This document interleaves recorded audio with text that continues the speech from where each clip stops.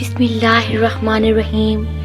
اگر آپ اپنا ذاتی گھر چاہتے ہیں اور کرائے کے مکانوں کے دھکے کھا کھا کر تھک چکے ہیں تو ایک وظیفہ آپ کے ساتھ شیئر کرنا چاہوں گی۔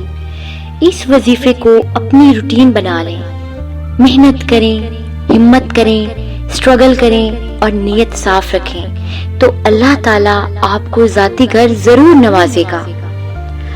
بہت سارے مرد و خواتین کا ایک ہی خواب ہوتا ہے کہ ان کا ذاتی گھر ہو، ایک ایسا مکان جو ان کا اپنا ہو، جس میں وہ سکون سے رہ سکیں، زندگی گزار سکیں اپنی مرضی سے۔ گھر کا ہونا اللہ تعالیٰ کی بہت بڑی نعمت ہے۔ یہ صرف چھت نہیں ہوتی، یہ سیکیورٹی، تحفظ ہوتا ہے، عزت ہوتی ہے، بچوں کا فیوچر ہوتا ہے اور سب سے بڑھ کر یہ دل کا سکون ہوتا ہے۔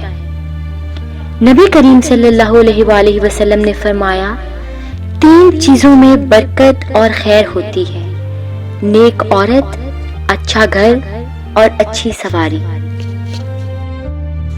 گھر صرف اینٹ اور پتھر کی بلڈنگ نہیں ہوتا، بلکہ ایسی جگہ ہوتی ہے جہاں سے انسان کی ترقی کا آغاز ہوتا ہے۔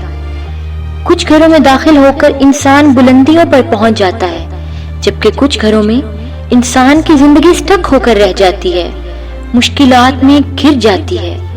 ہمیں چاہیے کہ دعا کے ذریعے، محنت کے ذریعے اور سچے دل سے طلب کے ذریعے اللہ تعالیٰ سے اپنا گھر مانگیں۔ قرآن پاک میں اللہ تعالیٰ نے رزق تلاش کرنے سے منع نہیں فرمایا، بلکہ اسے برکت کہا ہے۔ اگر ہم کوشش جاری رکھیں اور اللہ سے کنیکشن مضبوط رکھیں، ایک خاص وظیفہ جس کے لیے آپ کا blue, the power of believe یعنی یقین کی طاقت ہونی چاہیے۔ خاص وظیفہ کون سا ہے؟ دماغ کی کھڑکیاں کھول کر سنیے گا۔ سورہ اعراف کی آیت نمبر 10۔ وَلَقَدْ مَكَّنَّاكُمْ فِي الْأَرْضِ وَجَعَلْنَا لَكُمْ فِيهَا مَعَائِشَ قَلِيلًا مَا تَشْكُرُونَ۔ اسے آپ نے 111 مرتبہ روزانہ پڑھنا ہے، اول و آخر 3 بار درود شریف۔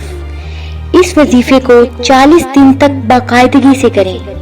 انشاءاللہ 120 دن مکمل ہونے کے بعد اللہ تعالیٰ کسی نہ کسی سورس سے آپ کو اپنا ذاتی مکان ضرور عطا فرمائے گا۔ یہ عمل خواتین بھی کر سکتی ہیں، مرد حضرات بھی کر سکتے ہیں۔ دل سے اور یقین سے مانگنا ہے، دنیا میں کسی سے نہیں مانگنا، کسی کے آگے نہیں جھکنا، کسی کے آگے ہاتھ نہیں پھیلانے۔ مانگنا ہے تو صرف اور صرف اللہ کی ذات سے مانگنا ہے۔